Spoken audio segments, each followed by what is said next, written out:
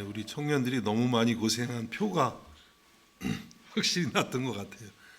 제가 들어본 합창 중에 정말 제일 감동적이었습니다. 오늘은 대강절 첫 번째 주일이면서 동시에 우리 청년부 헌신 예배로 하나님께 예배를 드리고 있습니다. 무엇보다도 우리 청년들이 자발적으로 헌신 예배를 생각하고 또 드리게 됨을 진심으로 감사합니다. 억지로 하라 그러면 시키는 사람이나 하는 사람이 다 힘든데 그게 아니라 이렇게 자발적으로. 그래서 이제 앞으로 여전도의 헌신 예배, 남전도의 헌신 예배 뭐 이제 계속 자발적으로 있으면 참 좋겠다 이런 생각이 들었습니다. 오늘 어떤 말씀을 같이 나누면 좋을까 하다가 우리 사도행전 보는 거 그냥 순서대로 하면 좋겠다 이런 생각을 했습니다. 왜냐하면 오늘 본문이 사울이라고 하는 청년의 변화에 관한 그런 이야기이기 때문입니다. 오늘 우리가 읽은 본문 9장에 나오는 이 사울은 청년이었습니다. 보통 성경학자들은 말하기를 이때 사울의 나이가 약 30세 전후였을 것이다 이렇게 생각하니까 청년인 것이죠. 여러분 나이들하고 뭐 좀 비슷할 것 같아요. 한참 혈기왕성한 청년이었습니다. 이 사울은 우리가 잘 아는 사도 바울과 동일한 인물입니다. 우리들이 사도행전을 보면 사울이라는 이름으로 이렇게 전반부에 나오다가 사도행전 13장에 가면 이제 이 동일한 사울이 바울로 불리게 됩니다. 다른 인물이 아니라 같은 인물인데 사울이라는 이름은 이제 유대식 이름이 되고 히브리식 이름, 그리고 바울이라는 이름은 로마식 혹은 헬라식 이름이 되는 것입니다. 아마 여러분들 중에도 두 가지 이름을 갖고 있는 분들이 있을 거예요. 한국인들은 이렇게 부르는데 또 외국인들은 나를 또 다르게 부르는 그런 경우가 있지 않습니까? 그래서 이제 오늘 이 9장에서는 사울 이렇게 불리우고 있습니다. 이 9장은 사울의 인생에서 정말 가장 극적인 변화를 가져온 그런 사건입니다. 사실 너무 극적이라 이 본문은 설교하기가 어렵습니다. 왜냐하면 여러분이 본문을 읽으면서 상상력을 발휘해서 말씀을 받을 때에 그 극적인 느낌이 오는 것이지 제가 이렇게 어떤 조금 논리를 가지고 설명하면 오히려 극적인 분위기를 줄일 수 있는 그런 요소가 많이 있기 때문인 것이죠. 그래서 이 9장은 참 설교하기가 사실은 부담이 많이 됩니다. 어쨌든 오늘 이 본문은 예수님을 믿는 사람들을 가장 앞장서서 박해했던 사울이라는 인물이 살아계신 예수님, 부활하신 예수님을 만나는 그런 극적인 사건이 됩니다. 이 사건은 사울 개인에게만 극적인 것이 아니라 사실은 이 사건은 이방인 교회를 탄생시키는 사건입니다. 사도 바울이 여기서 이제 이방인의 사도로 부름을 받아서 이방인 교회가 본격적으로 세워지게 되죠. 또 이 사건은 인류의 역사를 변화시킨 사건입니다. 한 개인이 변화될 때 인류의 역사가 변화되는 경우가 종종 있죠. 우리가 전에도 종교개혁 주일에 본 것처럼 마틴 루터가 변화되니까 유럽이 변화가 되었죠. 그런 것처럼 사울의 이 변화는 인류 역사가 통째로 바뀌는 시간이에요. 여러분이 사도행전 9장을 볼 때 여기서 정말 인류의 역사가 바뀌었구나 이런 느낌을 가지고 보면 좋겠습니다. 뭐 어떻게 바뀌었는가 많은 게 있겠지만 가장 기본적으로 여러분 우리가 가지고 있는 이 신약 성경이 몇 권인가요? 27권이죠. 구약은 39권. 그래서 39, 27. 구약은 39권, 신약은 27권. 합하면 66권이 되는데 이 27권 중에 사도 바울이 쓴 성경이 몇 권일까요? 13권입니다. 물론 분량으로 보면 그렇게 많지는 않지만은 어쨌든 13권의 편지가 들어있어요. 사도 바울의 편지가요. 반 가까이 권수로 따지면. 만일에 여러분 사도 바울의 편지가 여기 없었다고 생각해 보세요. 신약 성경이 도대체 어떻게 되겠어요? 27 빼기 13 하면 14권밖에 안 되잖아요. 물론 그것도 뭐 대단한 복음서 같은 경우에 대단하지만 바울의 서신이 없었다면 하나님이 인류에게 주신 이 하나님의 말씀이 얼마나 참 부족했을까, 그런 생각을 해볼 수 있지 않습니까?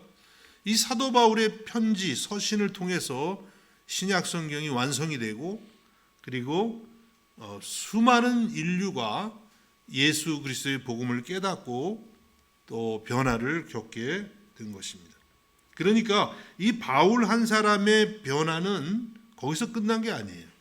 온 인류를 변화시키고 바로 여러분을 변화시키는 그런 사건이 된 줄로 믿습니다. 그러면 청년 사울의 변화는 어떤 변화였을까요? 우리도 잠시 살피면서 사울처럼 변화될 수 있기를 주님의 이름으로 축복합니다. 첫 번째, 사울의 변화는 율법주의를 따르던 사람이 이제 하나님의 은혜를 따르는 사람이 됐다는 거예요.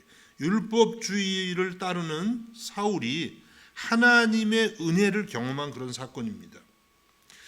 사울이 예수님을 만나기 전에 어떤 모습이었습니까? 오늘 우리가 읽은 본문 사도행전 9장 1절과 2절에 이렇게 말씀하고 있습니다.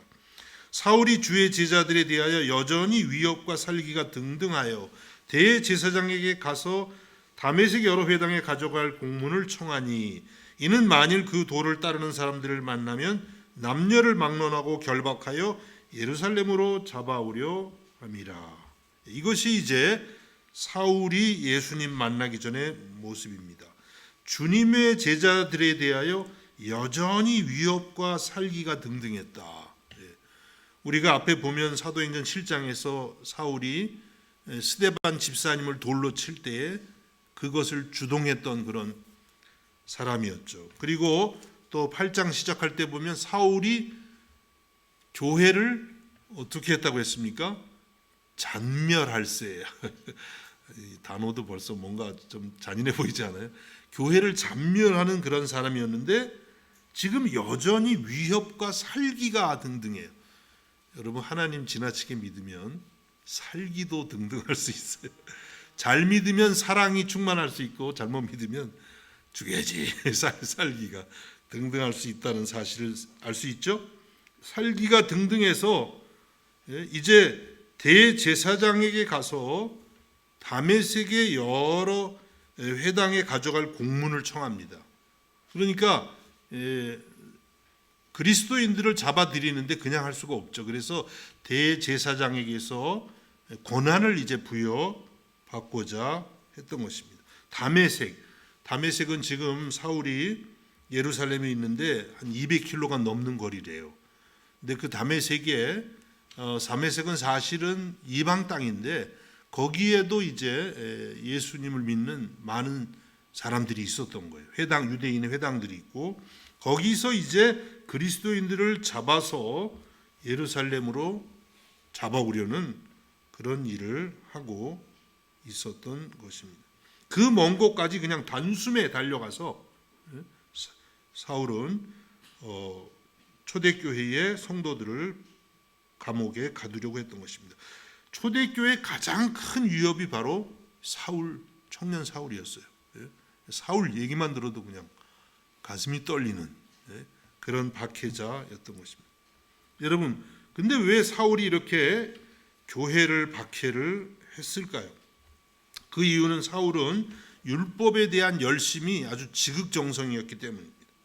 빌립보서 3장 5절에서 6절, 사울이 과거의 자신을 이렇게 말합니다. 나는 8일 만에 할례를 받고, 아주 자기는 지극히 정상적인 그런 유대인이라는 거죠. 이스라엘 족속이요, 선민이라는 거죠. 베냐민 지파요, 괜찮은 가문의 사람이라는 것이죠. 히브리인 중에 히브리인이요, 히브리인도 굉장한데 히브리인 중에 히브리인이요.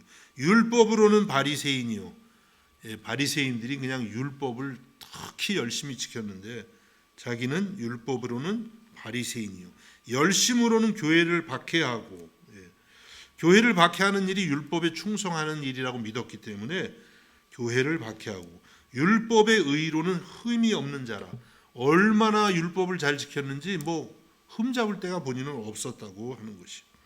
사울은 이와 같이 종교적인 면에서 자랑할 것이 정말 많은 사람이었어요. 도덕적으로도 나름대로 굉장히 훌륭한 그런 사람이었습니다. 그런데 이런 사울이 생각할 때 예수님은 어떤 사람이냐면 이 율법을 크게 어긴 사람이었다고 생각했습니다. 신명기 21장 22절과 23절에 보면 이렇게 말씀합니다. 사람이 만일 죽을 죄를 범하거든 내가 그를 죽여 나무 위에 달거든 그 시체를 나무 위에 밤새도록 두지 말고 그날에 장사하여 내 하나님 여호와께서 내게 기업으로 주시는 땅을 더럽히지 말라. 나무에 달린 자는 하나님께 저주를 받았음이니라. 율법을 보면 이렇게 나무에 달려서 죽는 사람은 하나님께 저주를 받았다는 거예요. 과거에 구약시대에 이런 형벌이 있었다는 거예요. 나무에 달아서. 근데 예수님이 우리가 아는 것처럼 십자가에 달려 죽으셨잖아요. 그러니까 율법으로 생각해 보면 예수님은 하나님의 저주를 받아서 나무에 달린 자, 죽은 자라고 그렇게 그는 확신을 했습니다. 그런데 그렇게 하나님의 저주를 받은 사람을 많은 사람들이 메시아라 그러면서 따르니까 율법에 충실했던 사울로서는 너무나 황당한 이야기죠. 그리고 거기다가 예수님이 죽은 자 가운데서 다시 살아나셨다 이렇게 전하니까 사울에게 있어서는 이것이 유대교의 큰 위협이라고 생각을 했던 것입니다. 누구보다도 유대교를 위해서 충성을 다했던 사울에게 기독교인의 등장은 커다란 위협으로 느껴지게 된 것입니다. 그래서 그날도 사울은 다메섹에 가서 그리스도인들을 결박하려고 했습니다. 어떤 일이 일어났나요? 사도행전 9장 3절에서 5절까지 말씀을 보면 이렇습니다. 사울이 길을 가다가 다메섹에 가까이 이르더니 호련히 하늘로부터 빛이 그를 둘러 비추는지라. 땅에 엎드러져 들으며 소리가 있어 이르시되 사울아 사울아 내가 어찌하여 나를 박해하느냐 하시거늘 대답하되 주여 누구시니까 이르시되 나는 내가 박해하는 예수라. 호련히 하늘에서 빛이 사울을 비춥니다. 어떤 빛이었을까요? 이런 형광등 빛은 아니었겠죠. 하늘의 빛, 거룩하고 영광스러운 빛이 비추인 것입니다. 호련히 비쳤습니다. 하나님의 일은 호련히 일어납니다.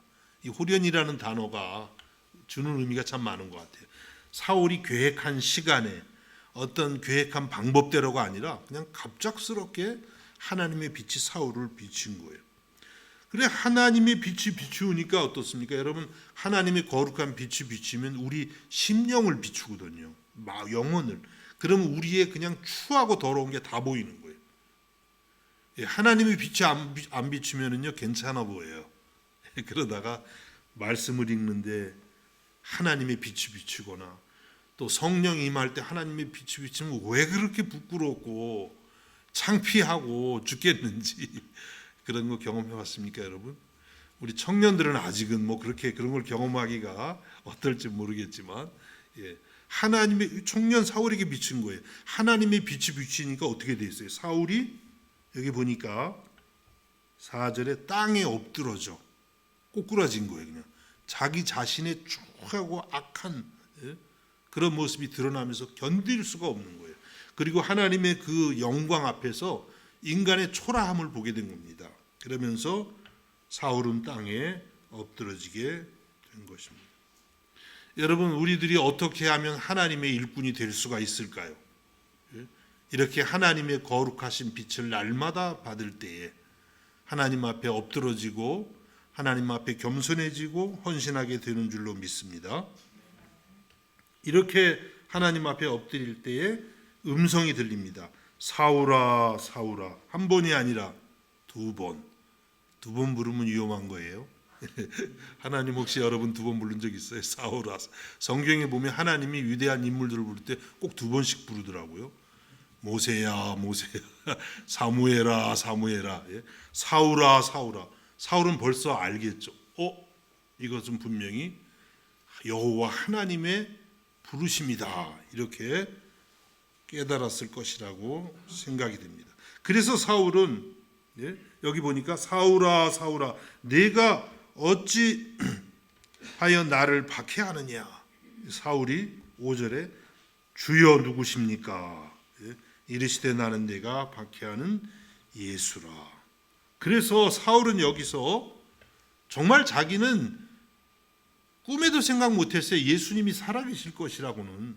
십자가에 저주받아서 달려 죽은 예수이지. 크리스찬들이 예수가 다시 사셨다고 전했지만 그게 있을 수 있는 일인가.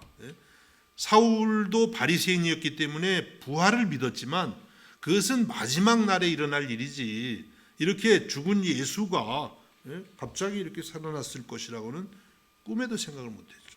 그런데 그 예수가 살아서 자기에게 찾아오신 거예요. 얼마나 충격을 받았겠습니까? 그리고 자신을 구원해 주시고 또 사도로서, 이방인의 사도로 불러주신 것입니다. 놀라운 만남이죠. 충격이죠. 예수님을 그렇게 경멸하고 교회를 그렇게 박해했는데 자기가 한 건 그거밖에 없어요. 주님을 반대한 것밖에 없어요. 근데 예수님이 주도적으로 찾아오셔서 자기를 구원해 주셨던 것입니다. 여러분, 사울이 이 예수님과의 놀라운 만남을 과연 어떤 단어로 표현할 수 있을까요? 인간의 말로 이거 표현할 수 있을까요? 이 충격을. 그래서 사울은 이 경험을 주 예수 그리스도의 은혜라고 밖에는 표현할 수가 없었어요. 그래서 여러분, 사도 바울이 쓴 바울서신 13권을 보면 항상 빠지지 않고 가장 중요하게 등장하는 단어가 뭐겠어요? 주 예수 그리스도의 은혜.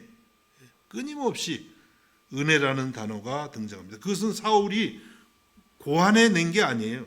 이 다메섹 사건을 자기의 언어로 그렇게 표현을 했던 것입니다. 그리고 사울은 이 은혜를 평생 기억하면서 이제는 과거에는 율법에 따라서 자기의 의의를 세우기 위해서, 하나님 앞에 자기의 의의를 보여드리기 위해서 살다가 이제는 오직 그리스도의 은혜만을 의지하는 사람이 되었던 것입니다. 여러분, 우리에게도 이와 같은 다메섹의 변화가 있기를 주님의 이름으로 축복합니다. 한 번쯤은 이런 변화가 있어야 돼요. 아니, 매일 사실은 있어야 돼요. 은혜로 살아가는 경험. 사울만큼 드라마틱한 경험은 없겠죠. 너무 드라마틱하잖아요. 물론 가끔 그런 경우 있더라고요. 예수 믿는 사람 막 핍박하다. 우리나라 한국교회 역사도 보면 그러다가 그냥 예수님 음성 듣고 믿는 사람이 있긴 있더라고요. 그래도 이 정도까지 드라마틱하지는 않은 것 같아요. 우리는 그런 경험은 아닐지라도 하나님이 우리를 부르시는 그 경험은 똑같습니다. 죄인을 하나님의 은혜로 부르시는 것입니다. 나 같은 죄인을 예수님께서 십자가의 대속의 은혜로, 나를 대신해서 십자가에서 고통을 당하심으로 나를 구원해 주셨다고 하는 주님의 그 대속의 사랑이 날마다 우리의 마음을 이끌어야만 되는 것입니다. 그때에만 나도 주님을 사랑할 수가 있어요. 여러분, 우리는 종교 행위를 하는 게 아닙니다. 십자가의 대속의 사랑 때문에 주님을 사랑하는 것뿐이에요. 사랑에 대한 반응인 것입니다. 그때 주님께 헌신할 수가 있어요. 그렇지 않고 하는 헌신은 사실은 그냥 종교적인 열심이 돼요. 그 종교적인 열심은 뭐예요? 사울이 예수님 만나기 전에 가졌던 것. 여러분, 종교적인 열심으로도요, 교회 열심히 섬길 수가 있어요. 심지어 전도도 할 수가 있어요. 그런데 그 하나님이 받지를 않으십니다. 하나님이 받으시는 헌신과 열심은 그리스도의 십자가의 대속의 사랑 때문에, 그 사랑에 붙들려서 주님께 헌신하는 것인 줄로 믿으시기를 바랍니다. 사울은 예수님을 만나고 이렇게 오직 은혜로 살아갔습니다. 그래서 고린도전서 15장 9절에서 10절까지 이와 같이 고백합니다.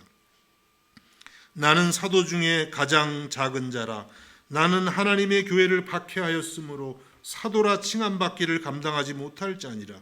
그러나 내가 나 된 것은 하나님의 은혜로 된 것이니 내게 주신 그의 은혜가 헛되지 아니하여 내가 모든 사도보다 더 많이 수고하였으나 내가 한 것이 아니요 오직 나와 함께 하신 하나님의 은혜로라. 사도 바울이 끊임없이 은혜를 말합니다. 나의 나 된 것, 사도가 된 것은 하나님의 은혜라는 거예요. 하나님 은혜죠. 그렇게 교회를 핍박했는데 불러주셨으니까. 그리고 그가 다른 사도보다 더 많이 수고했지만 그것도 자기가 한 게 아닌 거라는 거예요. 오직 나와 함께 하신 하나님의 은혜다. 하나님의 도우심이다. 그런 뜻이죠. 하나님의 용서하심이다. 그런 뜻입니다. 여러분, 우리들도 예수님을 믿고 늘 이런 고백으로 살기를 원합니다. 어떻게 천국을 우리가 들어간다는 확신을 얻습니까? 오직 하나님의 은혜인 줄로 믿습니다. 나는 공로 없지만 주님의 십자가의 대속의 은혜로 천국을 우리는 들어갑니다. 또 공부할 때에도 어떻게 우리가 공부합니까? 내 재주로 하는 것이 아닙니다. 하나님의 은혜로 할 수 있기를 바랍니다. 여러분, 재주보다 복이 낫대요. 공감하시나요? 어떤 사람은 재주가 좋아, 실력이 좋은데 이상하게 복이 안 따라오는 경우도 있고, 어떤 사람은 재주는 매주인데 뭐 그런 말 있나요? 재주는 별 볼 일 없는데 복이 많어. 어떤 걸 원하세요, 여러분? 당연히 복이 많은 쪽을 원하죠. 그래서 우리 성도는요, 재주도 닦아야죠. 물론 뭐 재주보다 복이 낫다고 그냥 복만 구하면 안 되죠. 열심히 재주도 갈고 닦되 복이 있기를 바랍니다. 하나님의 은혜를 구하고 하나님의 도우심을 사모할 수 있기를 바랍니다. 가정생활도 자녀교육도 하나님의 은혜로 하는 것입니다. 뭐 내가 잘 키워서 뭐 여러분 자녀들 돌아보세요. 여러분 뭐 이렇게 잘 키우셨나요, 부모님들? 하나님의 은혜로 다 크는 거죠, 사실은. 뭐 한 척은 하지만 하나님의 은혜가 좋은 거예요. 하나님의 은혜로 다 할 수가 있는 것입니다. 직장 생활도 그렇습니다. 사업도 그렇습니다. 내 재주나 내 열심으로 하는 것이 아닙니다. 물론 그것도 필요하지만 그것보다 더 좋은 게 복이라는 거예요. 하나님의 은혜를 구하는 것입니다. 교회 봉사는 말할 것도 없죠. 뭐 제 얘기를 좀 해서 죄송하지만 제가 여러분이 볼 때는 되게 차분해 보인다는 그런 말을 하는 경우가 가끔 있어요. 공감하시나요? 근데 저는 사실은 원래 스타일이 엄청나게 열심히 있습니다. 그래서 처음에 예수님 믿었을 때 내가 세계를 다 뒤집어 놓으려고 그랬어요. 그런 열심으로. 전철에서 전도하는 사람이 저였습니다. 전철 안에서. 시장에 메가폰 들고 다니면서 전도를 했고요. 학교에서 공부하는 애들 가만 놔두지 않았습니다. 전부 전도를 하고 도서관에서 뭐 그러고 아주 그랬는데 어느 날 열심히 하는데 갑자기 무슨 열심으로 한 거예요? 은혜가 없는데 그냥 내 주장을 앞세우기 위해서 내 열심으로 그걸 하고 있더라고요. 어떻게 됐겠어요? 한순간에 푹 꺼지더라고요. 아무것도 할 수가 없어요. 그전에는 내가 사도 바울보다 더 괜찮다고 생각했었어요. 심지어 얼마나 열심히. 그런데 보니까 그냥 완전히 아무것도 아닌 거 있죠. 그래서 다시 기도하고 다시 성령 받고 그 열심히 안 해요. 저보고 열심히 하라 그러지 마십시오. 큰일 납니다. 그냥 하나님이 허락하시는 만큼만, 성령이 역사하는 만큼만, 내 분량만큼만 그렇게 하는 것이죠. 여러분, 교회 봉사 내 열심으로 하는 거 아닙니다. 그거 하나님이 안 받아요. 오직 그리스도의 은혜로 여러분들이 열심히 할 수 있기를 주님의 이름으로 축복합니다. 이것이 사울의 변화였어요. 자기 열심에서 하나님의 은혜로. 두 번째 사울의 변화는 교회에 대한 인식의 변화가 일어났습니다. 교회에 대한 관점이 달라졌다는 거예요. 오늘 본문 말씀 사도행전 9장 4절과 5절을 다시 읽습니다. 땅에 엎드러져 들음에 소리가 있어 이르시되 사울아 사울아 네가 어찌하여 나를 박해하느냐 하시거늘 대답하되 주여 누구시니까 이르시되 나는 내가 박해하는 예수라. 사울은 교회를 박해했어요. 열심히. 그런데 예수님이 뭐라고 하십니까? 왜 나를 박해하느냐? 교회를 박해했는데 예수님은 왜 나를 박해하느냐? 예? 누구십니까? 나는 내가 박해하는 예수다. 사울이 뭘 깨달았겠어요? 예수님과 교회가 동일한 것이구나. 예수님이 교회를 동일시 여기는구나 하는 것을 그는 여기서 깨닫게 된 것입니다. 그래서 사울은 교회를 아주 경멸하고 잔멸하다가 이제 인식의 변화가 일어나는 것이에요. 그래서 사울은 고린도전서 12장 27절에서 말합니다. 너희는 그리스도의 몸이요 지체의 각 부분이라. 너희 교회는 그리스도의 몸이다. 이렇게 말을 해요. 그리고 너희는 그리스도의 몸에 달린 그 지체의 각 부분이다라고 말을 하고 있습니다. 완전히 인식이 달라진 거예요. 그동안에는 그냥 교회를 아주 쓸모없는 그런 걸 여겼는데 예수님의 몸이라는 것을 그는 알게 되고 경험하게 됐습니다. 그래서 사울은 주님을 사랑하는 것이 무엇인가 했을 때 교회를 사랑하는 것이었어요. 왜냐하면 교회가 그리스도의 몸이니까. 세상에 그 어떤 것도 그리스도의 몸은 없어요. 예? 그런데 그 교회가 그리스도의 몸이라는 깨달음이 생기면서 그는 교회를 위해서 충성을 다한 것입니다. 교회가 연약하고 문제가 있으면 자기의 것으로 생각을 하고 그것을 위해서 기도하고 편지도 쓰고 어떻게 해서든지 해결하기 위해서 온 정성을 다했던 것입니다. 골로새서 1장 24절에 이렇게 또 말씀합니다. 나는 이제 너희를 위하여 받는 괴로움을 기뻐하고 그리스도의 남은 고난을 그의 몸된 교회를 위하여 내 육체에 채우노라. 사도 바울은 너희를 위하여 받는 괴로움, 교회를 위해서 받는 괴로움을 기뻐한다고 했어요. 어때요, 여러분? 교회를 위해서 받는 괴로움 괴롭습니까? 괴롭죠, 괴로움이니까. 저도 괴롭더라고요. 어떤 어려움이 있으면. 그런데 사도 바울은요, 기뻐한다고 했어요. 그만큼 교회를 사랑한다는 뜻이죠. 그리스도의 남은 고난, 좀 어려운 표현이 되겠습니다만, 교회가 성숙하는 것을 위해서, 좀 더 쉽게 말하면 교회가 정말 예수님을 닮는 그 경지까지 가는 것을 위해서 그의 몸된 교회를 위해 그 모든 교회를 위한 수고를 내 육체에 채우느라 내가 다 감당하겠다, 이렇게 고백을 했던 것입니다.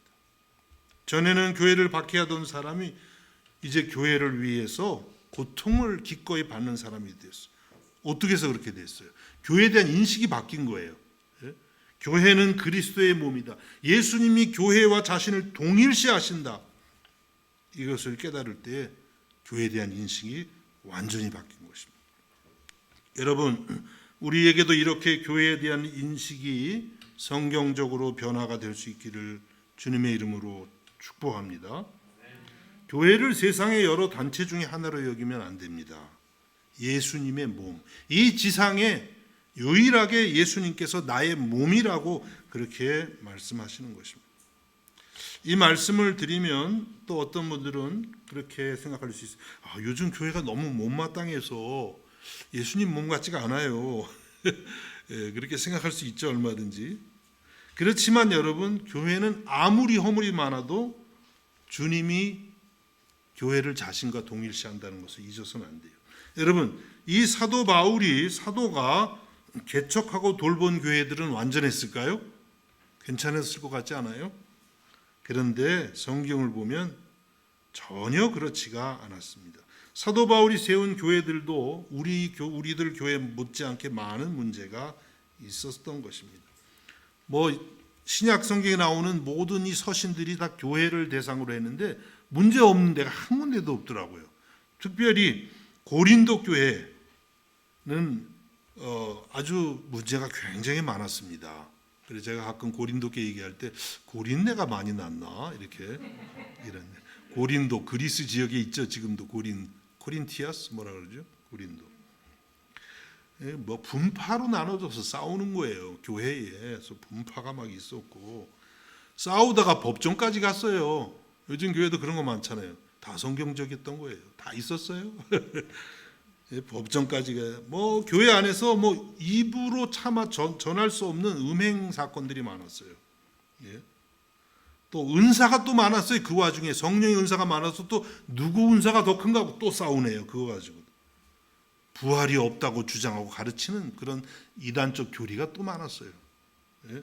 정말 교회에서 예, 일어나서는 안 되는 그런 모든 문제가 이 고린도 교회에 다 있었어요. 저나 여러분 같으면 그 교회를 교회라고 할 수 있을까요? 손가락질하면서 교회가 아니야. 하나님이 버렸어. 저건 마귀야. 마귀의 집단. 그랬을 것 같아요. 저만 해도. 사울은, 그러니까 바울 사도는 그 고린도 교회를 어떻게 말했을까요? 고린도전서 1장 2절에 이렇게 말합니다.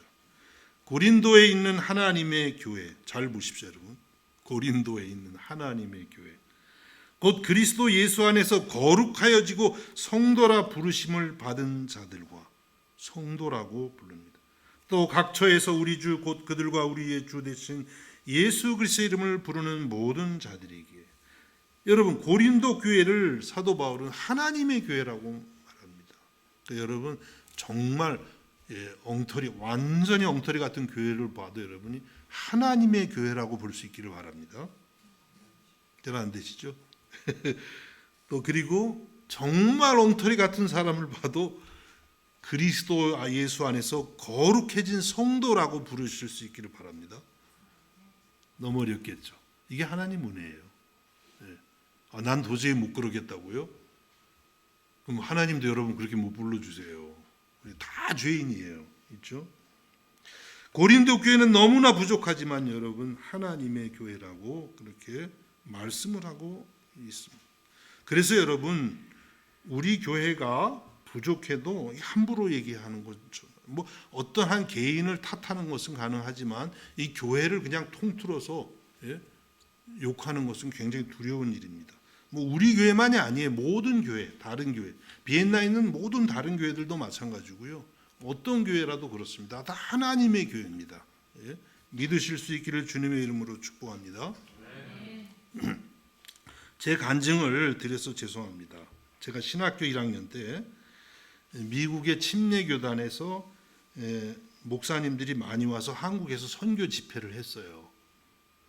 그런데 제가 그때 뭐 영어를 조금 해서 그 통역 봉사를 며칠을 하게 됐습니다.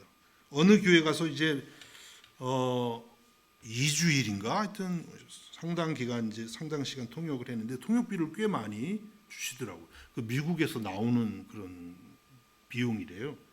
근데 제가 또 의로워가지고 그 통역했던 교회가 굉장히 작은 개척교회였거든요.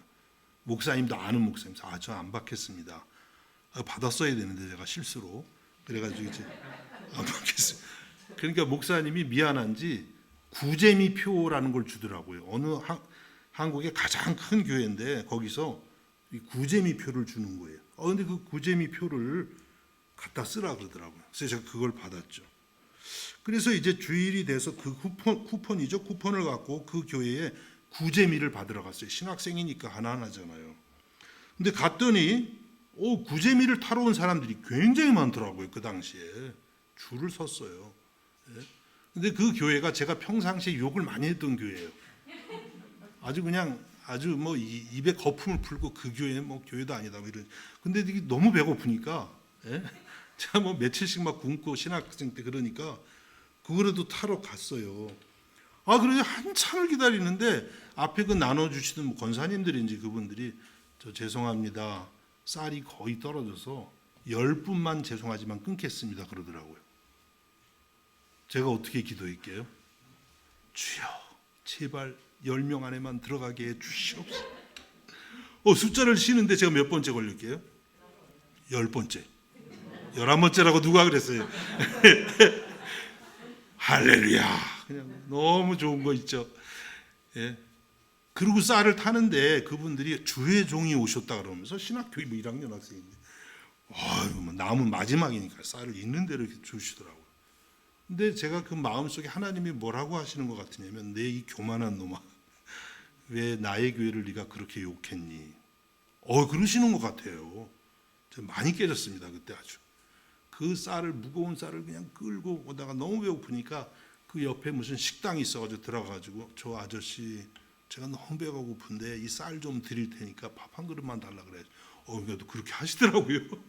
그래서 쌀을 드리고 무슨 뭔지 하여튼 정신없이 그걸 먹고 가져와서 한동안 그 쌀에 소금 뿌려가지고 한동안 먹었습니다. 제가 그때 뭐 제 개인적인 경험이지만 그 이후로는요 그 교회를 절대 욕 안 합니다. 제가 하나님이 무서웠던 거예요. 여러분 교회가 많이 부족해도 교회를 진심으로 사랑하고 존중할 수 있기를 바랍니다. 다 지체니까 가족은 부족할수록 덮어주잖아요.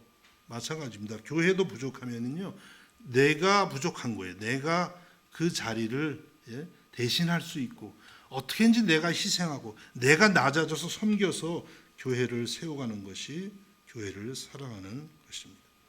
오늘 헌신 예배를 드리는 우리 청년들은 청년의 시기는 비판의 시기 아주 높을 때예요. 또 비판의 시기 있어야죠. 뭐 청년들이 모든 게 좋습니다. 이러면 이것도 좀 이상하긴 해요. 비판의 시기 참 높을 때입니다. 그러나 비판만 할 것이 아니라 우리는 교회 공동체에 나도 한 지체라는 생각을 하면서 교회가 부족할 때 아파하고 헌신하고 책임지는 그런 모습이 꼭 필요하다고 믿습니다. 어떻게 그것이 가능해요? 인식이 바뀌어야 됩니다. 성경에서 말씀하는 교회, 주님이 동일시하고 계십니다. 주님이 생명을 다하고 피 흘려 사신 교회입니다. 이러한 인식을 가지고 교회를 사랑할 수 있기를 우리 주님의 이름으로 축복합니다. 마지막으로 세 번째 사울의 변화는 예수를 박해하던 사람이 예수를 위해 살아가는 사람이 된 거예요. 예수를 전하는 사람이 된 것입니다. 사도행전 9장 6절과 7절입니다. 너는 일어나 시내로 들어가라. 내가 행할 것을 네게 이룰 자가 있느니라 하시니 같이 가던 사람들은 소리만 듣고 아무도 보지 못하여 말을 못하고 서 있더라. 예수님이 사울에게 다메섹 시내로 들어가라고 하십니다. 근데 사울이 앞을 못 보죠. 하늘의 빛을 보고 눈이 멀었어요. 그래서 또 다른 사람의 손에 이끌려서 들어갑니다. 그 전에는 그냥 뭐 혈기왕성하고 모든 걸 다 할 수 있을 것처럼 했는데 이제는 남의 도움이 아니면 걸음을 못 옮기는 거예요. 그래서 들어갔는데 거기에 하나님이 이제 미리 예비해 놓으신 아나니아라고 하는 예수님의 제자가 있어요. 사도행전 5장에 나오는 그 아나니아는 아닙니다. 또 다른 아나니아죠. 그래서 아나니아가 이제 사울에게 안수를 하니까 눈에 그냥 비늘 같은 것들이 다 벗겨지면서 보게 되고 성령의 충만함을 받게 되고 이방인의 사도로 부르심을 받게 된 것입니다. 가장 큰 박해자가 가장 위대한 사도로 부르심을 받은 것입니다. 이때부터 사울의 인생의 목표는 완전히 바뀝니다. 전에는 율법에 충성했고 유대교에 충성했는데 이제는 예수 그리스도의 은혜의 복음을 전하는 일에 충성을 다하는 사람이 된 것입니다. 그 변화는 즉각적이었습니다. 그래서 사도행전 같은 9장 19절에서 20절에 이렇게 말씀합니다. 사울이 다메섹에 있는 제자들과 함께 며칠 있을 때 즉시로 회당에서 예수가 하나님의 아들이심을 전파하니. 다메섹에서 이제 눈이 뜨고 며칠 제자들하고 있는데 즉시로 회당에 가서 예수가 하나님의 아들이시다 이렇게 전한 거예요. 사람들이 얼마나 놀랐을까. 그렇게 기독교인을 막 붙잡아 가던 그런 사람이 나타나가지고 예수가 내가 핍박하던 예수가 하나님의 아들이었어, 메시아였어. 다 놀랬겠죠. 핍박하던 사람도 놀래고 유대인들도 놀래고 핍박받던 사람들 유대인 다 놀랬겠죠. 사울은 이와 같이 예수님을 만난 다음에 지체하지 않고 그리스도의 증인이 된 것입니다. 여러분 이것이 예수님을 진실로 만난 사람들의 특징이에요. 예수님을 진실로 만나면 전도는 억지가 아닙니다. 그때부터는 저절로 하고 싶은 게 돼요. 사울 보세요. 만나고 나니까 즉시로 그는 깨달았어요. 예수가 바로 메시아라, 그리스도라. 그분이 날 위해서 그분이 십자가에 죽으신 것은 바로 나를 위한 것이었다. 그 예수님의 사랑이 마음에 전달이 될 때 견딜 수가 없는 것이죠. 그래서 나가서 예수님을 전하는 사람이 되었던 것입니다. 여러분, 우리에게도 이와 같은 은혜가 있기를 원하는 것입니다. 물론 우리의 인격이 변하는 것은요, 평생의 과제예요. 정말 안 변하더라고요. 제 자신을 보니까. 이게 남을 너무 변화시키려고 하는 것도 좀 교만인 것 같아요. 어때, 여러분 보면 잘 변하던가요? 전 참 안 변하더라고요. 네. 그러나 뭐 그렇다 그래서 뭐 복음을 못 전하나요? 그건 아니에요. 부족하고 연약하지만 내 안에 그리스도의 사랑이 생긴 거예요. 그래서 기쁨이 생겼고 평안이 생겼습니다. 천국 소망이 생겼어요. 그것을 전하고 싶은 마음이 너무나도 당연한 것입니다. 여러분, 이것이 우리의 인생의 최고의 목표가 될 수 있기를 주님의 이름으로 축복합니다. 사울은 이렇게 고백합니다. 로마서 14장 8절에서 우리가 살아도 주를 위하여 살고 죽어도 주를 위하여 죽나니 그러므로 사나 죽으나 우리가 주의 것이로다. 이렇게 고백해요. 얼마나 참 확고한 그런 인생의 목표입니까? 살아도 예수님을 위해서, 죽어도 예수님을 위해서. 이렇게 고백하실 수 있겠어요? 살아도 나를 위해서, 죽어도 나를 위해서. 예, 이렇게 나갈 때도 많죠? 예, 아닙니다. 사나 죽으나 예수님을 위해서. 예. 내가 살아있다면 예수님을 위해서, 죽을 수 있다면 예수님을 위해서. 이렇게 고백을 했던 것입니다. 이런 말씀을 드리며 우리 청년들은 그렇게 말할지 모르겠어요. 저는 아직 할 일이 많아서 좀 더 많은 일을 이루고 나서 주를 위해서 살고 싶습니다. 예. 그런데 여러분, 우리가 알아야 되는 것은 우리가 주님을 위해서 살아갈 날이 그렇게 길지 않다는 거예요. 우리 청년들은 어르신들에게 한번 여쭤보십시오. 인생이 기신가요? 아니, 엊그제 같아 너만 할 때가. 그렇게 당장 하죠. 저도 참 청년부 우리 헌신 예배를 생각하면서 제가 청년부 때 헌신 예배 드린 생각이 나더라고요. 근데 엊그제 같아요, 진짜. 제가 대표로 나가서 히브리서 11장을 통째로 외웠어요, 그때. 왜 이런 자랑을 하지? 계획이 없던. 히브리서 11장이 어려워요. 막 너무나 믿음의 사람들이 많아요. 나가서. 예. 청년부 헌신 예배 드리고 또 나가서 막 특송 막 틀려가면서 특송 내가 갈 길 멀고 밤은 깊은 뭐 청년 때 뭐가 그렇게 뭐 갈 길 먼지 특송 부르고 근데 그게 정말 며칠 전 얘기 같아요. 휙 하고 세월이 지나갔어요. 여러분, 저는 생각합니다. 청년 시절에 헌신했던 그 시간들이 오늘도 제 신앙의 대부분인 것 같아요. 그때 성경 막 감송하고 성경 공부 막 쫓아다니고 예배 시간마다 그냥 다니고 또 여름이면 수련회 가고 전도 여행 또 조직해서 떠나고 외국에서 오신 선교사님들 뭐 그냥 정신없이 섬기고 그런 헌신 그때는 뭐 청년이니까 할 수 있잖아요. 또 막 힘이 있고 그때에 헌신했던 것이 오늘 저의 신앙을 그래도 지탱해 주는 것이라고 생각이 드는 것입니다. 여러분, 청년의 때에 우리 주님을 위해서 헌신할 수 있기를 바랍니다. 한 번밖에 없는 인생, 무엇을 위해서 누구를 위해서 우리는 헌신해야 되겠습니까? 십자가에서 내 모든 죄를 대신하기 위해 죽으신 그리고 다시 살아나신 예수 그리스도를 위해서 우리는 헌신해야 되는 줄로 믿습니다. 그럴 때에 사울이 사도 바울이 되어서 세계의 역사를 바꾼 것처럼 우리 청년들을 통해서 하나님 나라의 위대한 역사가 일어나게 될 줄로 믿습니다. 기도하겠습니다. 대강절 첫 주일 주님의 오심을 감사하고 다시 오심을 기다리는 시간을 맞이하면서 오늘은 특별히 우리 청년부 헌신 예배로 드리게 되니 감사를 드립니다. 사울의 변화가 사울만의 변화가 아니라 나의 변화, 우리의 변화가 되게 하여 주시옵소서.